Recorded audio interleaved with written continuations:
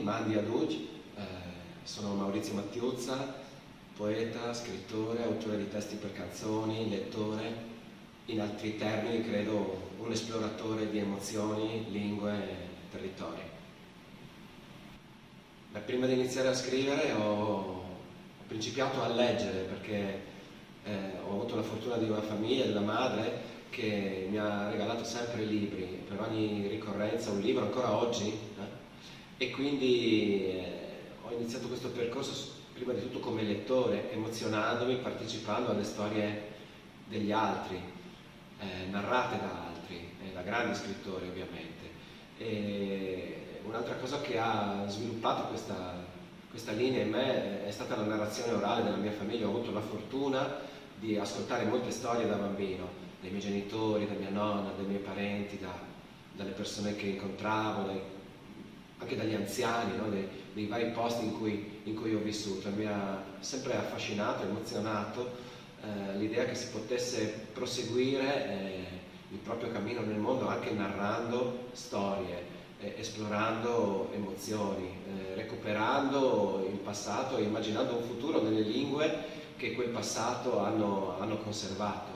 E questo è stato anche un po' il mio inizio da ragazzo, quando a un certo punto ho incontrato il punk rock e una certa idea della musica e della vita, quella che allora è stata chiamata la rivolta dello stile, mettere insieme le storie che avevo ascoltato con un'ipotesi di futuro, ma anche con un'ipotesi di trasformazione della realtà che mi circondava.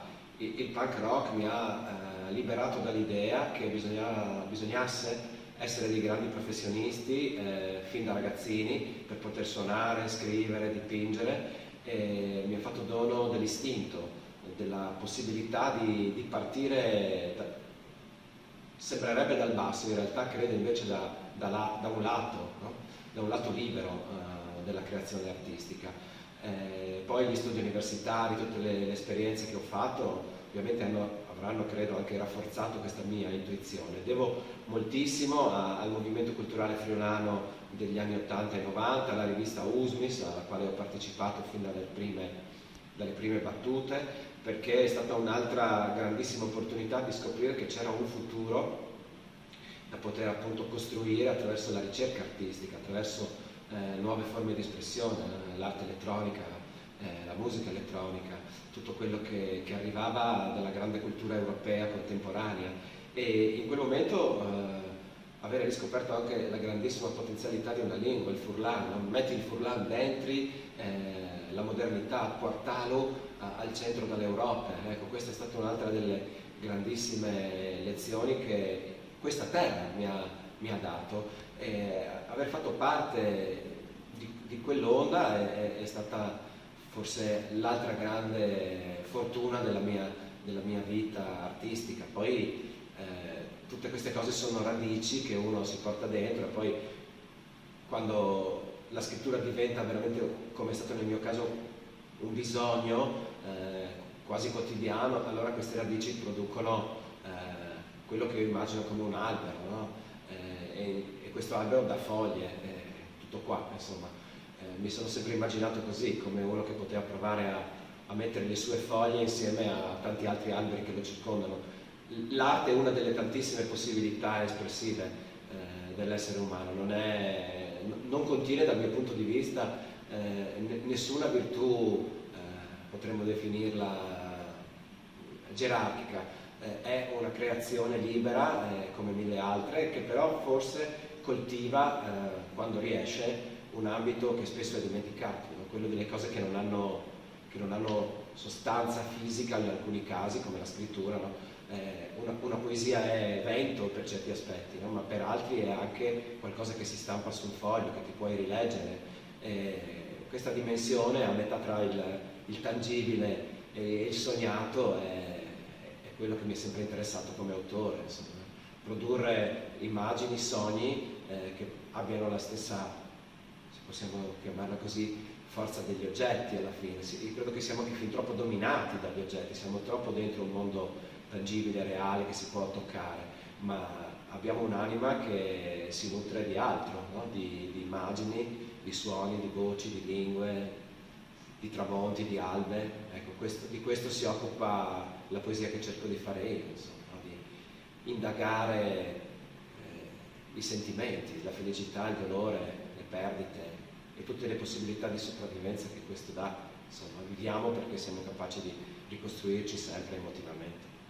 E in questo viaggio che dura ormai direi da più di 30 anni, perché anche ormai sono un uomo di una certa età, come si dice, ho incontrato diverse forme espressive, ho cercato diverse forme espressive. La poesia ha occupato gran parte, diciamo, di questo mio percorso, ma anche la musica molto. Io sono nato come autore, diciamo, di testi per canzoni. Da ragazzo avevo una band e qualcuno questi testi doveva pur scriverli e ho cominciato io.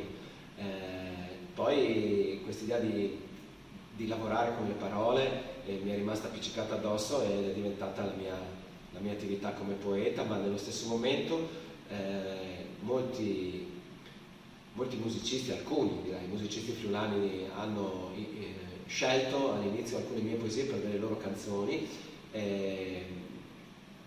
Uno su tutti all'inizio Lino Straulino, che mi ha anche poi coinvolto in un progetto che è stato quello di scrivere un disco assieme, partendo da un'idea concreta. Così è nato l'album Tiere Nere, che è stato il mio esordio veramente nuovamente nella musica come autore di testi.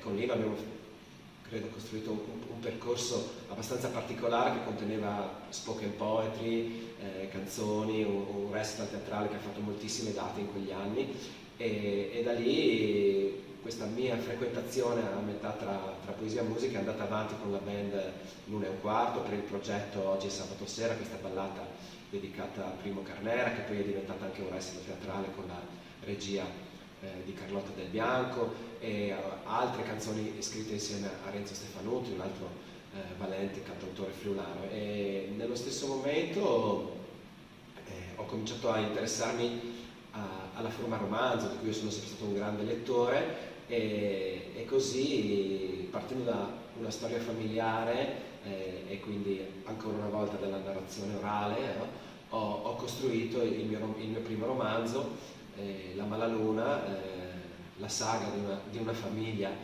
al confine della storia, appunto, e questo è stato un percorso che ha impegnato 8 anni della mia attività artistica, ma è stato anche un percorso di ricerca profonda nella storia di questo territorio, perché è una storia friulana di confine che parte nel 1917 e si chiude nel 1943.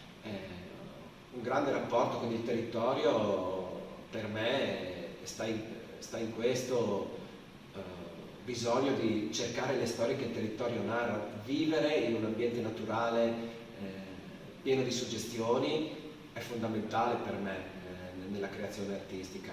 Vivere a Butrio, che è un posto magnifico, con vigneti, paesaggi straordinari, da un lato l'Adriatico, dall'altro le Alpi, sicuramente aiuta a costruire attorno a sé, dentro di sé, credo, un universo ampio, no? E la letteratura ha bisogno di questo, no? Di sapere che ci sono, credo io, confini da poter superare.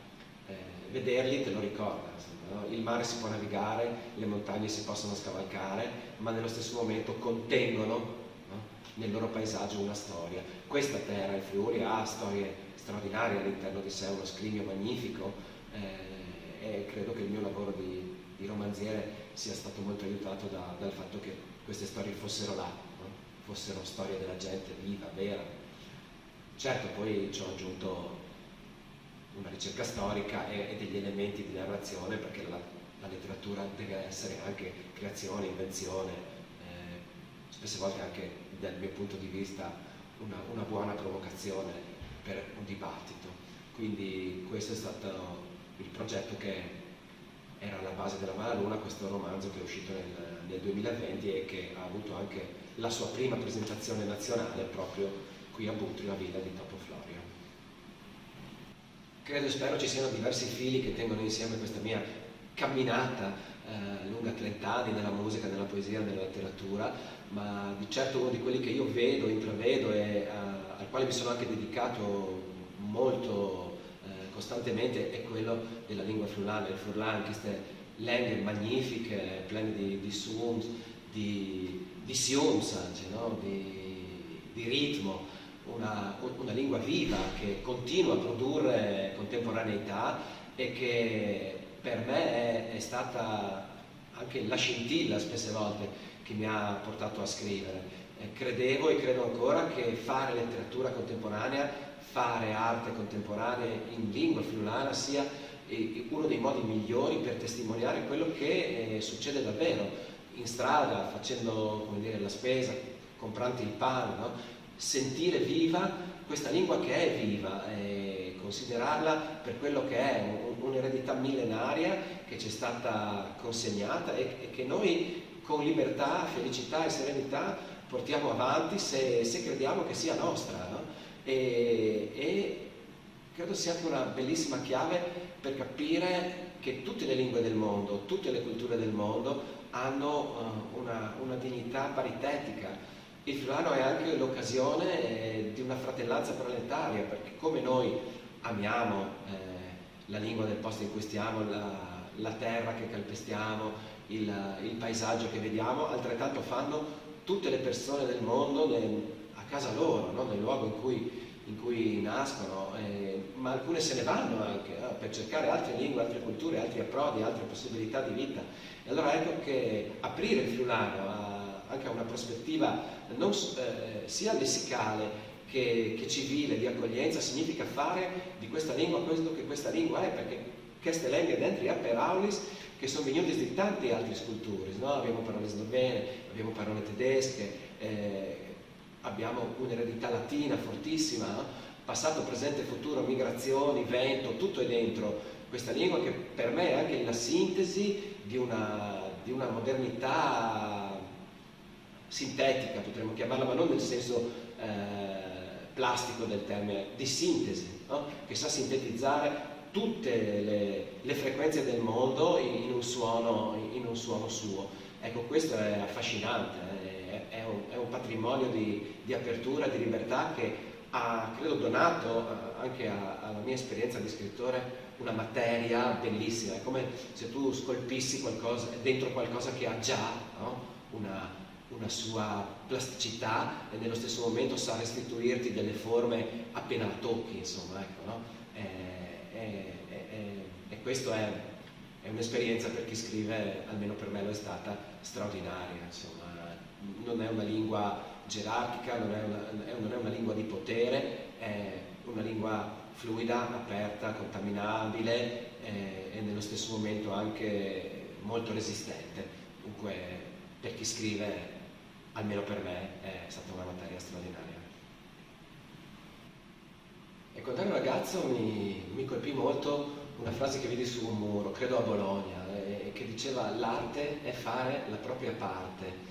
Ecco, allora io credo che questo è stato per me uno dei motori emotivi. Io credo che l'arte è una parte del mondo, ma anche la parola arte contiene di per sé, no? In questo gioco che stava scritto sul muro, la parola parte, no?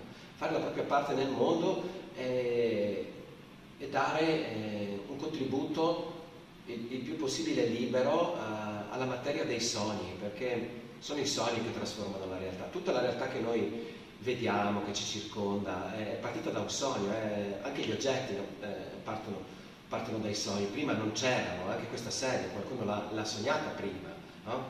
E quindi questa dimensione che molta civiltà contemporanea tende in alcuni momenti a dimenticare, va recuperata attraverso questa esperienza, quella della creazione, quella del sogno, quella di un percorso che non ha necessariamente un approdo concreto, e proprio per questo lo produce, perché alla fine di un percorso artistico o anche di una camminata dentro a una mostra, noi usciamo con delle suggestioni che forse senza che nemmeno ce ne accorgiamo ci spingono a guardare la realtà da un altro punto di vista, da un altro angolo.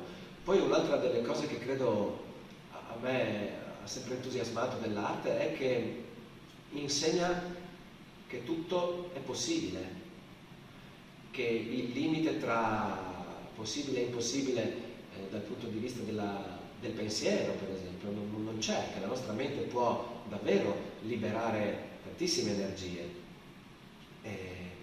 che sono dentro di noi. Dunque noi esseri umani questo abbiamo, una possibilità infinita di immaginare. Ecco, questa immaginazione e l'arte secondo me stanno in un rapporto molto intimo.